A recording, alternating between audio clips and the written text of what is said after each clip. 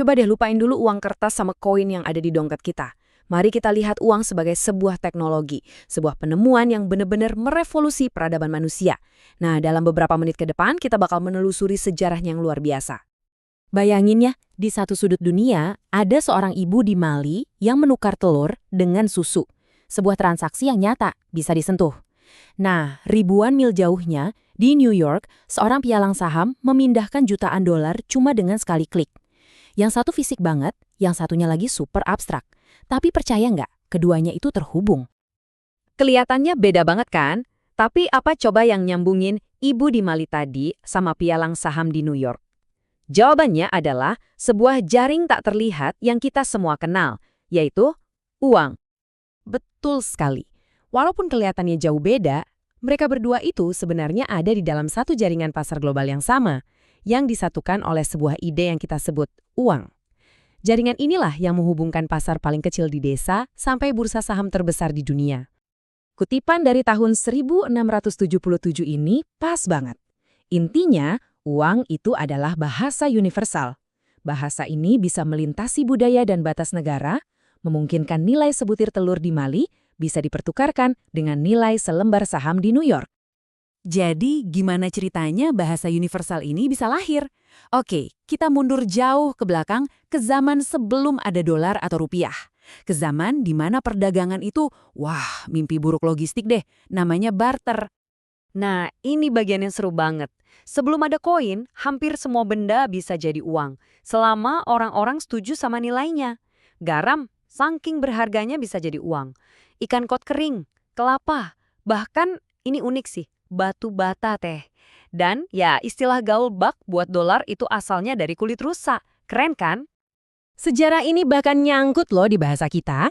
Kata dalam bahasa Inggris pecuniary yang artinya berhubungan dengan uang, itu asalnya dari kata Latin untuk ternak, yaitu pecus. Ini nunjukin betapa mendasarnya ide bahwa ternak itu adalah kekayaan.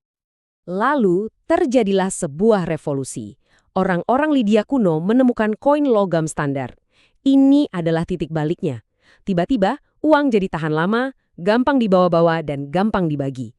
Perdagangan pun langsung meledak.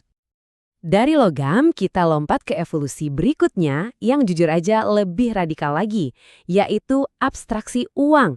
Dari benda fisik yang punya nilai intrinsik menjadi sekedar simbol nilai.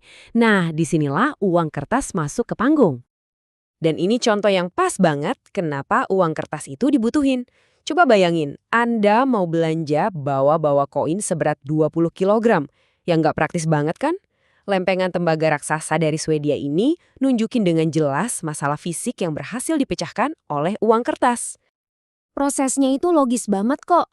Awalnya orang nitipin koin mereka yang berat itu ke tukang emas atau bankir. Mereka dapat bukti terima berupa kertas.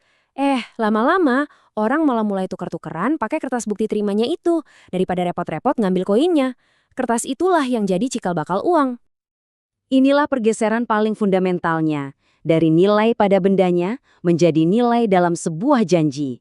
Nilai selembar uang kertas itu bukan di kertasnya, tapi pada kepercayaan kita semua bahwa janji yang tertera di situ akan ditepati. Nah, begitu uang jadi soal janji, mulailah perebutan kekuasaan yang baru. Siapa yang berhak membuat janji itu, dan siapa yang mengontrolnya? Ini pertanyaan utamanya. Apa bank swasta yang harusnya ngontrol, atau negara? Sejarah uang sejak saat itu ya isinya soal pertarungan antara perusahaan swasta melawan negara buat ngendaliin mesin cetak uang. Dan pemerintah itu dari dulu udah coba-coba memanipulasi uang.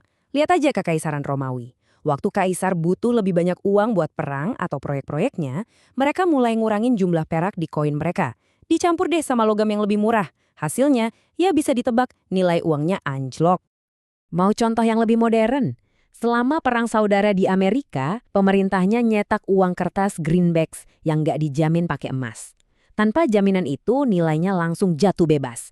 Di satu titik, $100 kertas itu nilainya cuma setara $35 dalam bentuk emas. Jauh banget kan bedanya?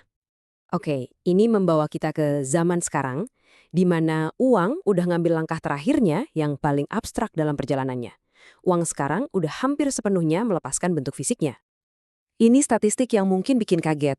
Coba pikirin semua uang yang ada di dunia. Di Amerika Serikat aja, cuma sekitar 8% yang bentuknya beneran fisik, koin dan uang kertas yang bisa kita pegang.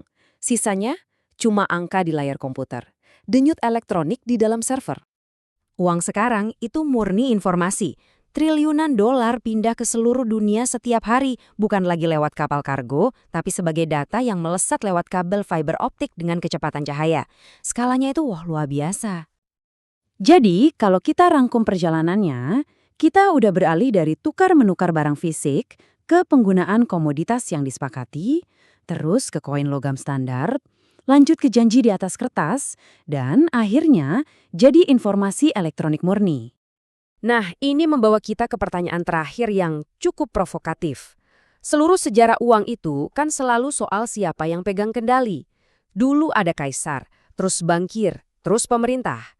Sekarang, saat uang itu cuma sekedar kode, pertarungan berikutnya adalah soal siapa yang menulis dan mengontrol kode itu.